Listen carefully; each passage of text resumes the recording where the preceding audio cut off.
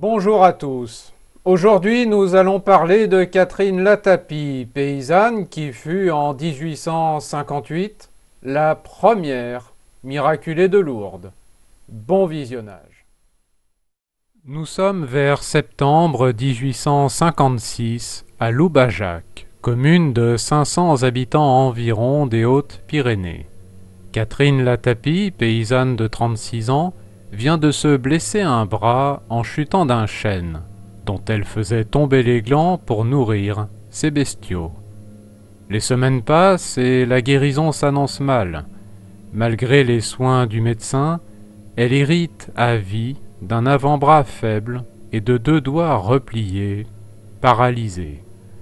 S'occuper de son ménage et de ses 4 enfants est désormais un enfer. 18 mois plus tard, à la veille d'accoucher, Catherine Latapie est angoissée. Prendre soin d'un nourrisson avec son infirmité lui semble impossible. Quand soudainement, son angoisse disparaît. Elle en est sûre, elle va vivre un miracle. Durant la nuit du 28 février au 1er mars 1858, elle a une sorte de vision. Si elle immerge sa main dans la source de la grotte de Massabielle à Lourdes, sa main lui sera rendue. La Sainte Vierge ne lui est pas apparue, mais c'est tout comme. Malgré son état, elle s'habille donc chaudement, décidée à marcher durant cette nuit hivernale les 6 ou 7 kilomètres la séparant de Lourdes, sous le regard ahuri de son mari, opposé à ce périple absurde et dangereux. Il ne comprend d'ailleurs même pas cette ferveur si soudaine. Certes croyants, ils n'ont jamais été de grands dévots.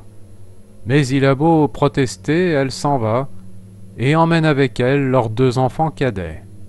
Commence alors une longue traversée. Il fait froid, les enfants peinent beaucoup, mais ils persévèrent et arrivent à Lourdes au lever du jour. Il faut maintenant trouver la grotte de Massabielle. Catherine Latapie demande son chemin à des habitants stupéfaits par son inconscience. Elle peut accoucher à tout moment, sa place est dans un lit, mais elle marche depuis Loubajac. Une fois arrivée à la grotte, l'attente promet d'être interminable.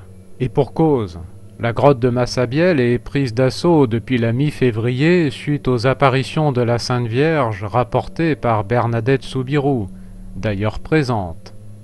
Mais un premier petit miracle s'accomplit déjà. Les gens s'écartent pour la laisser passer. Elle pénètre ainsi dans la grotte, immerge sa main et voit ses doigts se déplier et redevenir mobiles. Elle joint ses mains et remercie la Sainte Vierge. Durant sa prière, sentant les premières contractions, elle l'implore de lui donner la force de rentrer à temps chez elle. Les contractions cessent alors et la fatigue disparaît. Galvanisés, mère et enfant entament le chemin du retour. Arrivés chez eux, les contractions reprennent aussitôt.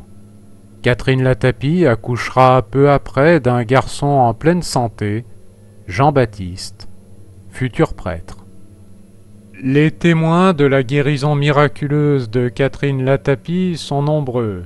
Son entourage, les gens présents à Lourdes le 1er mars 1858 et surtout son médecin, sidéré par cette guérison normalement impossible.